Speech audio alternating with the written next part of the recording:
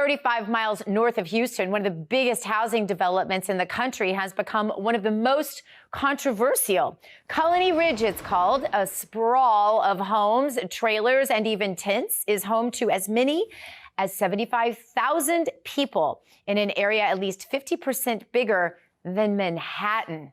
Wow. A special session of the Texas legislature ordered by Governor Greg Abbott because it claims it is a no-go area, a home to criminals and drug cartels, and a magnet, surprise, surprise, for illegal immigration.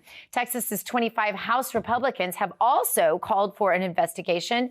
We are now joined by State Representative Nate Schatzline. I'm sure I just messed that up, but we are glad to have you with us, Representative. You can gladly correct me on that if you'd like to.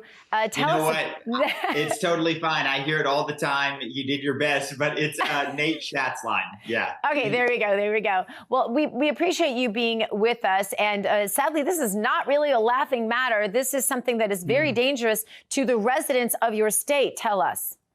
Yeah, it's absolutely insane that we've even come this far. The reality is under our Constitution, the moment that an invasion is declared, we as the state of Texas have the right to defend our Texas border. And so that's exactly what we're doing. And now to find out that there's a community that's living right here within our state where, like you said, up to 75,000 illegal immigrants, or at least, people that have not been checked in on, that all of a sudden we're looking at this, and this is a humanitarian crisis. We just got ranked #1 in human trafficking in the United States here in Texas. This is a problem.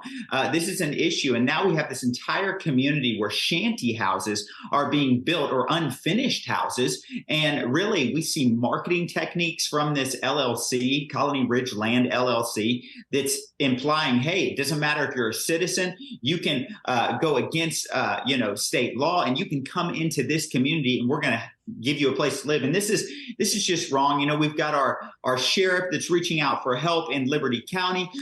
We've also got, Texas Public Policy Foundation reports that the number of illegals in this development is in the thousands, headed towards the tens of thousands. And it's time to take action now. And so me and a few other of my colleagues in the state house sent a letter to the governor, lieutenant governor, and our speaker, and just said, hey, we need to take action in the special session right now. Luckily, our governor responded pretty quickly and was like, hey, let's get it done. And so we've got a few direct asks for in legislation. Well, let's talk about those direct asks. What are they exactly? And what about this developer out there? Harris is his last name. He is saying this is much ado about nothing, which, of course, begs a lot more questions than we have answers at this point. What answers do you specifically want, and what do you want the legislature to specifically do regarding this development? Well, it's great. The reality is that that's what we hear so often from the left, is that this is much to do about nothing. That's why, our borders are Kamala Harris, rarely visits the border. This is something that they love to ignore.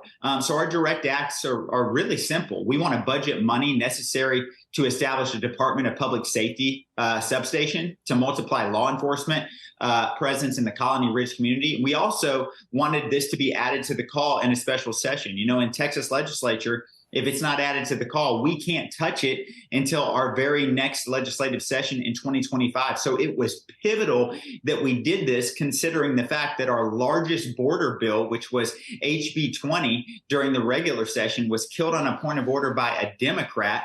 And that would have actually brought substantial relief to the invasion that's happening at our southern border. And so this was timely. We had to get this done. And I think at the end of the day, people can minimize this all day long. But what we're looking at is, over the last 12 months, we've seen over 2.2 million illegal immigrants that we know of cross over the border.